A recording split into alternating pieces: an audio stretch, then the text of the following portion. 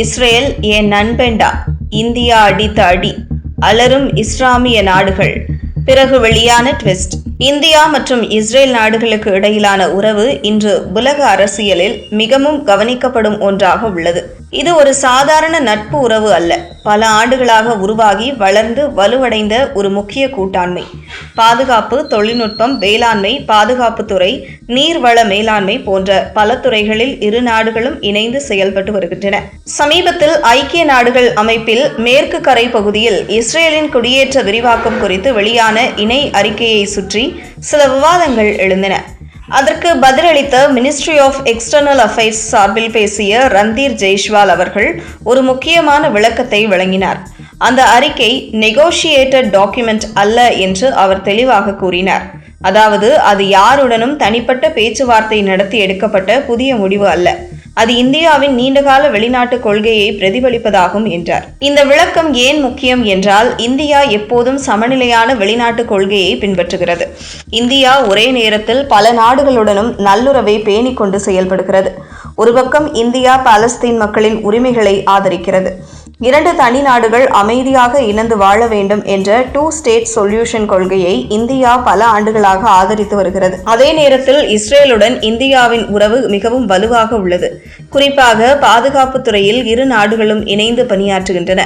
மேம்பட்ட தொழில்நுட்பம், பாதுகாப்பு உபகரணங்கள், வேளாண்மை புதுமைகள், தண்ணீர் மேலாண்மை முறைகள் போன்ற பல துறைகளில் இஸ்ரேலின் அனுபவம் இந்தியாவுக்கு உதவியாக உள்ளது. அதேபோல் இந்தியா ஒரு பெரிய சந்தை மற்றும் முக்கிய உலக சக்தியாக இருப்பதால் இஸ்ரேலுக்கும் இந்தியா முக்கியமான கூட்டாளியாக உள்ளது. கடந்த சில ஆண்டுகளில் இரு நாடுகளுக்கு இடையிலான உறவு மேலும் உயர்ந்துள்ளது.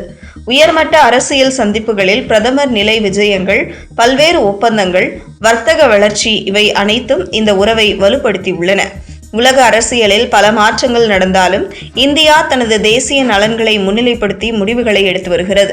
இந்தியா ஒருவரை ஆதரிக்க மற்றொருவரை எதிர்க்கும் எய்தர் ஆர் கொள்கையை பின்பற்றுவதில்லை.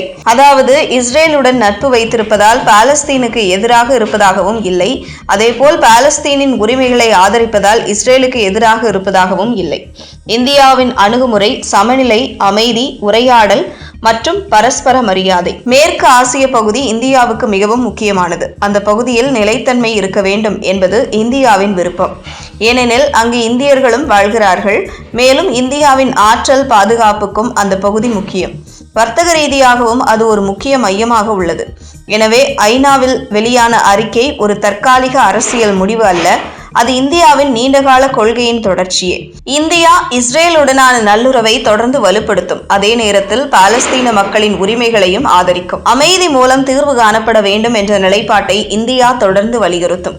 இறுதியாக பார்க்கும்போது இந்தியாவின் வெளிநாட்டு கொள்கையின் அடிப்படை தேசிய நலன், உலக அமைதி மற்றும் சமநிலை.